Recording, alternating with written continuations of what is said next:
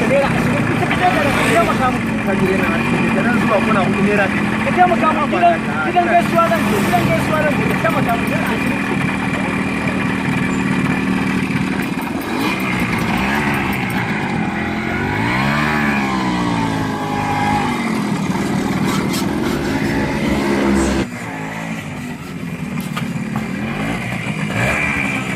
Yawa, nagode. Assalamu alaikum. Wa alaikum assalam. Ya karin hakuri.